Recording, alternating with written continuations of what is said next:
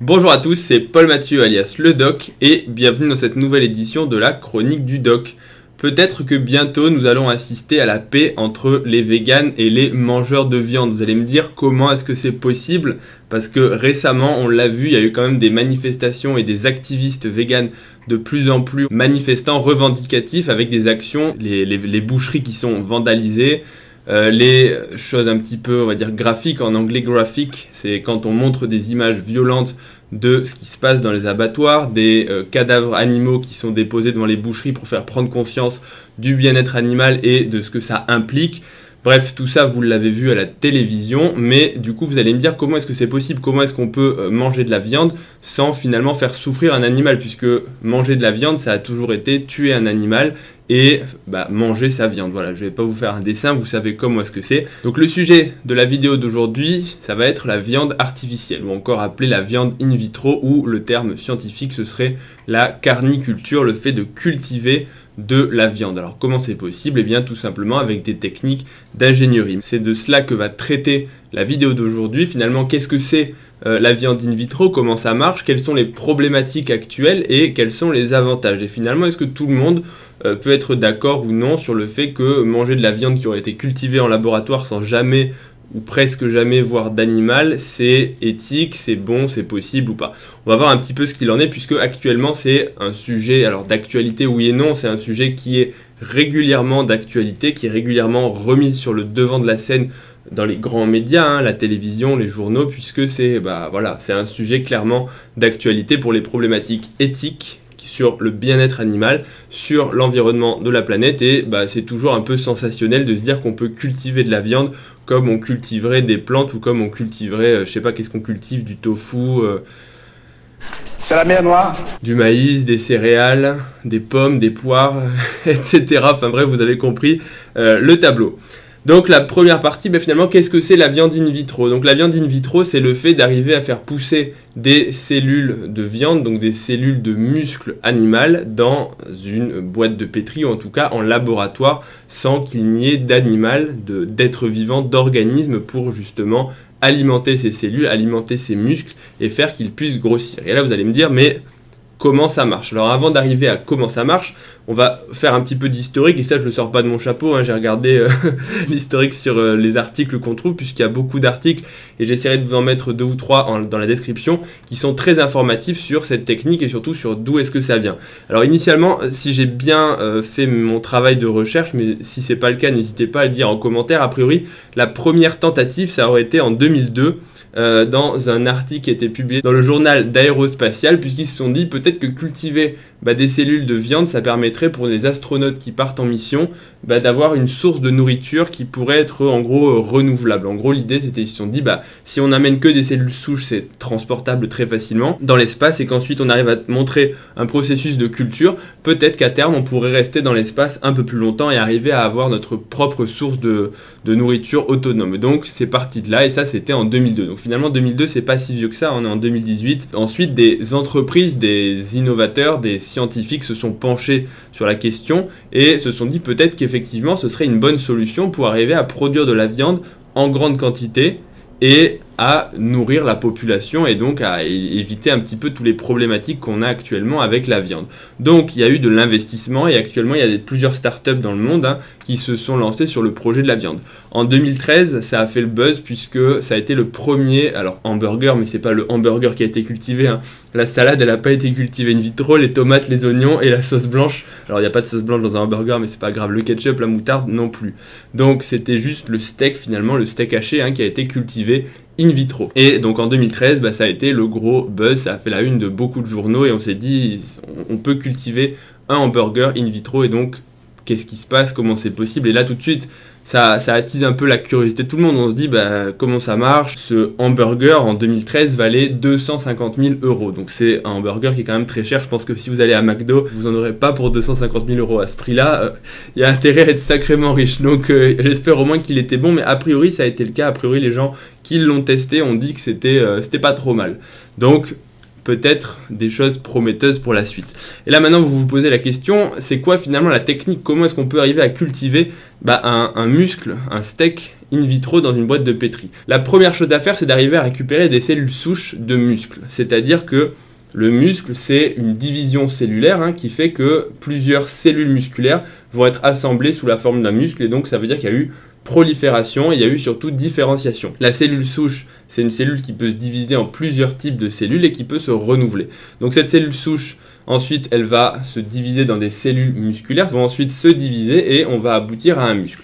Donc l'idée, c'est d'arriver à récupérer ces cellules souches de l'animal. Donc pour ça, il faut aller faire ce qu'on appelle une biopsie de muscle. Pouf, on met une petite aiguille, on récupère une carotte de muscle. Donc ça fait pas très mal sous anesthésie locale. En tout cas, pour ceux qui diraient oui, on utilise encore de l'animal, c'est vrai. Mais il faut reconnaître que par rapport à se faire couper la tête dans un abattoir et se faire juste sous anesthésie locale une petite piqûre dans le muscle, je pense qu'il n'y a pas photo. Donc on récupère ce tissu musculaire, donc c'est une petite carotte, et on en extrait les cellules souches. Ces cellules souches, on les met sur une boîte de pétri, comme ce que vous avez peut-être fait en SVT. Vous savez, quand vous mettez la boîte de pétri, vous mettiez votre doigt dedans et vous reveniez 3 jours plus tard, il y avait plein de bactéries qui avaient poussé.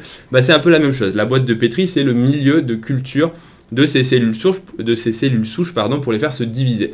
Comment est-ce qu'elles se divisent? Elles ne se divisent pas par l'opération du Saint-Esprit. Il faut leur apporter des facteurs de croissance, des nutriments, parce que on ne crée pas de l'énergie, on ne crée pas de la matière à partir de rien. Donc actuellement, et c'est ça le problème, c'est qu'on utilise ce qu'on appelle le sérum de veau fœtal. Le sérum de veau fœtal, c'est en gros du sang fœtal qui a été prélevé sur un fœtus de veau pour justement apporter autant des facteurs de croissance que, en gros, on va résumer des facteurs de croissance, des médiateurs chimiques qui vont donner l'ordre à ces cellules souches de se diviser et de proliférer. Puisque dans la nature, ça marche comme ça, et dans le corps humain, c'est la même chose. Il faut des signaux de communication vers les cellules qui ont des récepteurs pour qu'elles reçoivent des messages et qu'elles obéissent aux ordres. Donc les ordres leur disent « divise-toi, transforme-toi en muscle » et donc elles vont ensuite proliférer.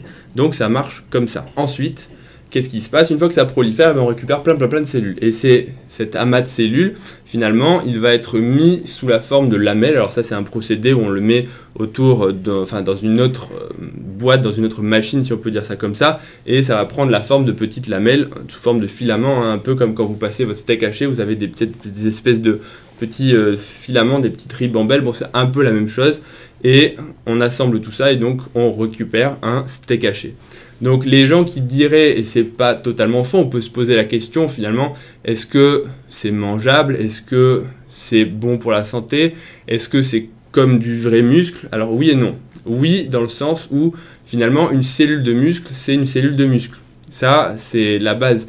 C'est-à-dire que la cellule elle soit prélevée d'un animal ou que la cellule elle soit prélevée d'une boîte de pétri, si le code génétique, si la taille, si la forme est la même, normalement on ne fait pas la différence. Donc ça, ceux qui disent oui mais c'est juste parce qu'elle a été cultivée in vitro, c'est pas bon, c'est pas à mon sens un bon argument. Mais ça vous pouvez en débattre dans les commentaires, je vous laisse bien sûr la parole. Mais par contre non, parce que le muscle c'est pas uniquement des cellules musculaires.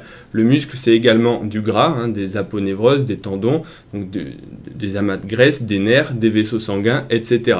Donc c'est pas uniquement des cellules musculaires. Donc à partir de là, le tissu musculaire du steak haché artificiel n'est pas vraiment le même que le tissu musculaire, on va dire, du bœuf qui est passé à l'abattoir. Bon, on va pas rentrer dans les détails, mais en gros c'est ça. Donc voilà comment est-ce qu'à partir d'un prélèvement sur un animal, on peut récupérer à la fin un steak en ayant fait croître ces cellules et en les ayant fait se différencier. Maintenant, la deuxième partie, c'est finalement quels sont les avantages. Pourquoi est-ce qu'on se fait à produire ces cellules in vitro alors qu'on peut tout simplement aller produire des animaux, les faire se multiplier. Donc se multiplier, pour ceux qui n'auraient pas compris, c'est se reproduire. Quand on met une vache avec un bœuf ou avec un taureau, ils font des enfants et voilà, le cycle de la vie, vous savez ça comme moi. Quels sont les avantages? Le premier, et c'est le plus évident, c'est celui du bien-être animal. Actuellement, on est globalement tous plus ou moins concernés par le bien-être des animaux, c'est-à-dire qu'il y a les végétariens qui ont carrément dit, voilà,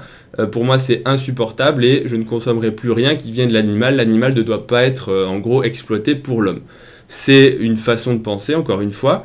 Après, il y a ceux qui en ont strictement rien à faire et qui disent « moi, je m'en fiche, je mets de la fourrure, je mange des steaks, je mange de la viande. En gros, l'animal, je m'en contrecarre, c'est pas mon problème. Et après il y a ceux qui sont entre les deux, que ça n'enchante pas de faire souffrir les animaux, mais qui malgré tout n'ont pas renoncé à leur consommation habituelle de viande, que ce soit pour le goût, pour le plaisir, etc. Mais qui malgré tout ne veulent pas faire souffrir les animaux quand on va dire il n'y en a pas besoin.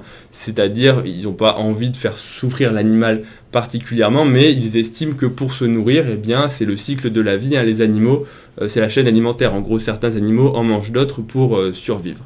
Bref, donc ça, c'est en tout cas un choix, on va dire, éthique, c'est une question de morale, et bon, je vous laisse encore une fois libre dans les commentaires, mais s'il vous plaît, ne vous battez pas, restez poli, restez courtois, c'est vraiment une question de point de vue. En tout cas, cette viande artificielle, on peut penser qu'elle mettrait fin au conflit puisqu'il n'y aurait pas eu d'animal, ou en tout cas à minima, puisqu'il y a effectivement le sérum fœtal, etc. Mais ils sont en train d'essayer de remplacer ça par d'autres procédés qui n'utiliseraient pas l'animal. En tout cas, il n'y a pas meurtre d'animaux. Et donc ça, c'est clairement une bonne chose si ça venait à se répandre et que le procédé était montré comme safe, enfin inoffensif. Ça, c'est la première chose, et donc peut-être que des véganes pourraient arriver à remanger de la viande si l'animal n'a pas été du tout mis en cause, n'a pas du tout été utilisé dans le processus. Donc ça, clairement, c'est une chose extrêmement positive et je pense que tout le monde sera d'accord avec ça. La deuxième chose positive, c'est en termes d'impact écologique. C'est que ça a été montré que si on arrivait à refaire ce procédé, à faire développer ce procédé, ce serait en termes d'utilisation d'eau, en termes d'utilisation de nourriture, d'espace, etc., d'émissions de gaz. Enfin, moi, j'y connais pas grand-chose à ça, donc je vous dis encore une fois ce que j'ai lu, mais c'est que ce serait bénéfique et ce serait réduire drastiquement les coûts de production et donc diminuer l'impact écologique de la production de viande pour la planète. Donc ça encore, c'est une chose plutôt positive. Et enfin, la dernière chose, ce serait possiblement, et peut-être, enfin dans l'avenir, pour l'instant c'est pas du tout le cas, mais le coût. Peut-être qu'on arriverait à baisser drastiquement là aussi le coût de la viande à des choses beaucoup plus abordables pour tout le monde, puisque actuellement la viande coûte malgré tout cher et c'est pas près de baisser. Maintenant, et ça c'est la partie pour l'instant qui est encore un petit peu délicate, c'est quels sont les inconvénients entre guillemets, en tout cas les concerns en anglais, les inquiétudes vis-à-vis, les inquiétudes vis-à-vis du procédé. La première, c'est vis-à-vis de la santé. Quel est l'impact sur la santé de manger des steaks, des cellules qui ont été produites in vitro? Est-ce que finalement c'est pas bizarre? Il y en a qui disent c'est des OGM, etc. etc. Alors pour l'instant on n'a pas la réponse, dans le sens où c'est pas un procédé qui a été testé à grande échelle. Il y a eu quelques tests encore une fois comme ceux qui ont mangé leur propre steak, etc. Mais ça n'a pas été testé de façon large, on va dire, et donc c'est un peu tôt pour se prononcer.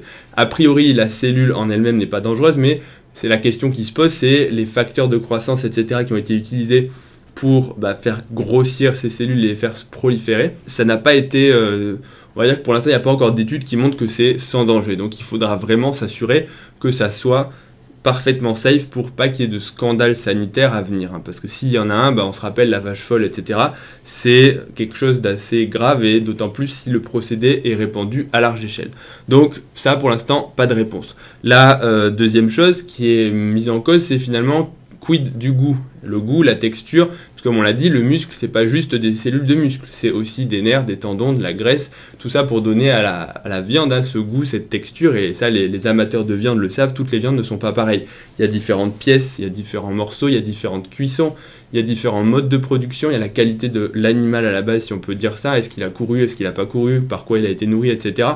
Un bœuf de Kobe, un bœuf d'Argentine ou un bœuf de chez pas qui, enfin je vais pas citer de marque sinon la vidéo va être strikée, mais voilà, le goût n'est pas pareil partout. Donc pour l'instant, on ne peut produire avec cette technique que des steaks hachés, on ne sait pas faire, on sait pas faire une côte de bœuf ou autre chose.